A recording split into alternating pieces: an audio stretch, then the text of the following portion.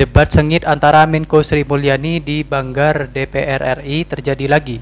Kali ini DPR pertanyakan efisiensi kok malah nambah hutang, serta pemblokiran anggaran yang ternyata sudah dibuka.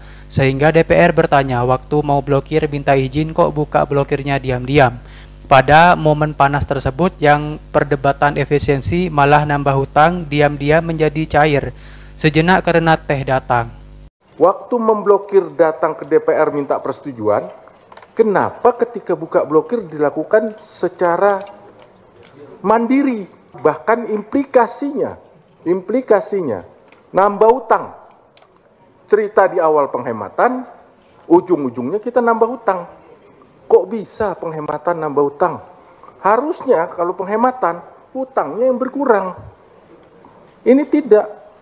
Sementara kalau Pak Dolpi bicara tentang belanja, ya tadi ya, belanja kan tadi ada Inpres meminta untuk efisiensi dan rekonstruksi. Ini tulisannya tuh katanya efisiensi dan rekonstruksi. Di mana Bu? Pak. Di Inpres dikatakan blokir dan rekonstruksi. Kalau tidak disebutkan blokir dibuka tidak di Inpres, karena Inpres itu adalah untuk yang belanja yang akan kita hold.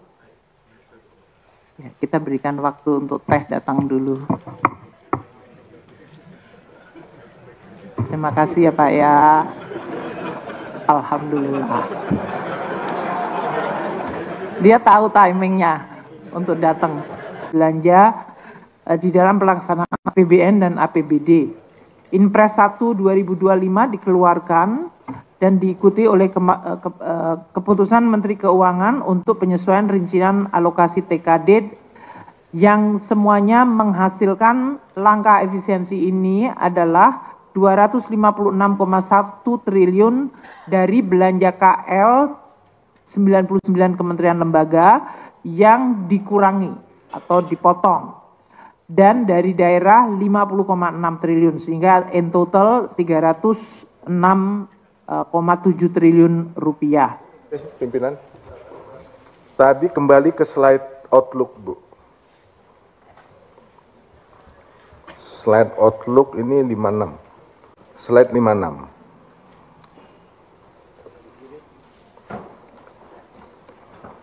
Minta tolong operator.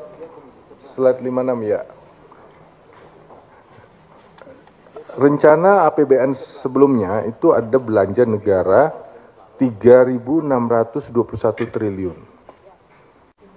Kemarin beberapa bulan yang lalu dengan Inpres 1 2025 pemerintah merencanakan penghematan 306 triliun.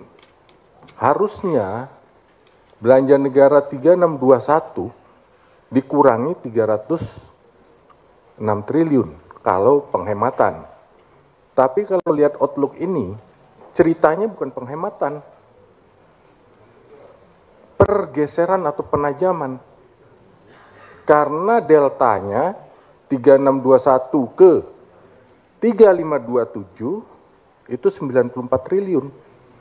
Harusnya tadi 305 triliun. Berarti ada 200 sekian triliun yang tidak jadi dihemat. Nah ini belum diceritakan. Kenapa tidak jadi dihemat? Malah hutangnya nambah. Minta izin lagi menggunakan SAL. Nah ini narasi ini belum jelas ini. Dulu cerita penghematan, terus nggak jadi menghemat, nambah hutang. Nah ini yang perlu kita dapatkan penjelasan. Tadi di slide 16, coba di slide 16, operator. Di slide 16 tadi Bu Menteri mengatakan, sudah ada buka blokir. Inpresnya jelas blokir. Bahkan di Inpres tidak ada syarat dan ketentuan buka blokir. Jadi buka blokir ini dasarnya apa? Ketika minta penghematan, pemerintah datang ke DPR, minta persetujuan bahwa anggaran akan dihemat. Tentu DPR dengan senang hati, karena amanat undang-undang APBN itu harus efisien. Penghematan itu efisien. Setuju. Tapi ketika buka blokir, landasannya apa? Inpresnya jelas, blokir anggaran. tidak disebutkan di impresnya syarat dan ketentuan untuk buka blokir. Nah, ini harus dijelaskan dulu dasar dari pembukaan blokir. Jadi di dalam impresnya itu adalah untuk memblokir supaya belanja tidak dibelanjakan, di hold, karena waktu itu sudah ada perpres untuk, is it PP atau perpres, untuk pelaksanaan DIPA, Pak. Jadi sebetulnya dengan memberikan pelaksanaan DIPA, KL itu sudah bisa belanja. Tapi seperti kita ketahui dengan adanya KL-KL baru, kita kan terjadi ada 23 KL yang baru, itu terjadi pemecahan dan melakukan realokasi di antara para KL yang berubah, plus Presiden meminta untuk beberapa yang dianggap bisa diefisienkan, seperti belanja perjalanan dinas, seminar, segala macam, itu semuanya yang istilahnya dibintang. Tapi karena bintang banyak sekali, maka dimunculkan dalam bentuk impres, itu untuk hold. Nah, untuk melepaskan, Bapak lihat di sini, belanja sesuai arahan Presiden. Poinnya, instruksi Presiden, impres 1, dan arahan atau instruksi Presiden untuk buka blokirnya. Jadi dua seimbang. Untuk yang kedua ini buka blokir itu adalah melalui mekanisme ratas atau dari Presiden menetapkan di dalam sebuah rapat, kemudian menjadi kesimpulan rapat berdasarkan arahan Presiden yang ini dibuka. Gitu, Pak. Izin Pak Ketua, maksudnya di Inpres itu kan perintahnya blokir. Waktu membuka blokir itu ada Inpres tersendiri kepada Menteri Keuangan yang kita tidak ketahui atau bagaimana? Apakah membuka blokir ini pemerintah datang lagi ke DPR minta persetujuan? Karena tadi Bu Menteri mengatakan ada beberapa program baru. Sesuai Undang-Undang Keuangan Negara, DPR menyetujui APBN itu unit organisasi, fungsi, dan program. Jadi kalau ada program yang dipindahkan atau ditambahkan atau baru, tentu sesuai Undang-Undang Keuangan Negara, kalau kita masih taat sama tata kelola yang diatur di dalam keuangan negara, maka tentu datang dengan persetujuan DPR. Nah, ini yang perlu dijelaskan lebih lanjut tentang buka blokir yang sudah mencapai 135 triliun. Pasti ada notulisnya, Pak. Kami tidak akan buka blokir karena saya sebagai Menteri Keuangan pun tidak memiliki kewenangan. Makanya harus ada notulis dari Presiden. Itu biasanya melalui ratas. Gitu. Jelas perintahnya blokir untuk efisiensi. Saya cari di kamus mana-mana pun namanya efisiensi itu bahasa sederhananya penghematan. Bahwa kemudian di dalam pemerintah kemudian ada dinamika, kami tahunya dari mana, Bu Menteri? Ada kebutuhan rekonstruksi segala macam, kami tahunya dari mana? Tidak pernah disampaikan secara terbuka. Kalau seingat saya ya, kita punya spirit yang sama karena Pak Dolfi kan veteran juga di sini. Jadi dalam artian begini, waktu kita bikin APBN 2025, waktu itu kan spiritnya juga kita memberikan pemerintahan baru, suatu fleksibilitas. Saya lagi cek sama teman-teman pasalnya ada di mana nih, karena ada di Undang-Undang APBN, Pak Said tahu, Pak Muhyiddin tahu dalam hal ini. Pasal jadi 20 ayat 1 huruf H itu, Bu. Sudah saya baca itu Pak tadi, Bu. Dolfi udah tahu aja nanya.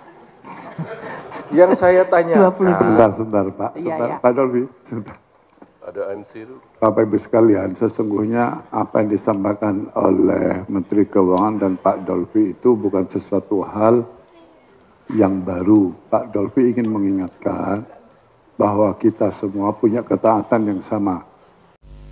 Wakil Ketua Komisi DPR RI dari fraksi PDIP Perjuangan, Dolfi Otinel Frederick, mencecar Menteri Keuangan Menko Sri Mulyani soal adanya efisiensi yang justru membuat defisit APBN 2025 membengkak. Dolfi menjelaskan, berdasarkan infrastruktur Presiden nomor 1 tahun 2025, APBN menghemat 306,69 triliun. Namun defisit APBN 2025 diperkirakan malah melebar menjadi 662 triliun. atau 2,78% dari PDB, padahal sebelumnya ditargetkan sebesar 616,2 triliun atau sekitar 2,53% dari PDB. Delphi juga geram lantaran bendahara negara itu meminta izin kepada DPR untuk menggunakan saldo anggaran lebih atau SAL tahun anggaran 2024 sebesar 85,6 triliun dari total SAL 2024 sebesar 457,5 triliun. Tak hanya itu, dia juga menyoroti soal keputusan sepihak pemerintah yang membuka blokir anggaran efisiensi sebesar 134,9 triliun tanpa meminta persetujuan dari DPR. Merespon hal tersebut, Sri Mulyani mengatakan kondisi APBN tidak bisa dilihat dengan cara satu sisi. Menurutnya, pembukaan blokir tersebut dilihat dari kondisi APBN 2025 yang terdampak dari sisi penerimaan negara maupun kebutuhan besar belanja negara. Dia melanjutkan adanya program prioritas dari Presiden Prabowo dibutuhkan anggaran belanja negara. Dia memperkirakan belanja negara sampai akhir tahun sebesar 3.527,5 triliun, lebih rendah sedikit dibandingkan target dalam APBN 2025 sebesar 3.621,3 triliun. Dia mengatakan pembukaan blokir tersebut dilakukan berdasarkan arahan Presiden Prabowo dengan menyesuaikan program prioritas yang dibahas dalam rapat terbatas.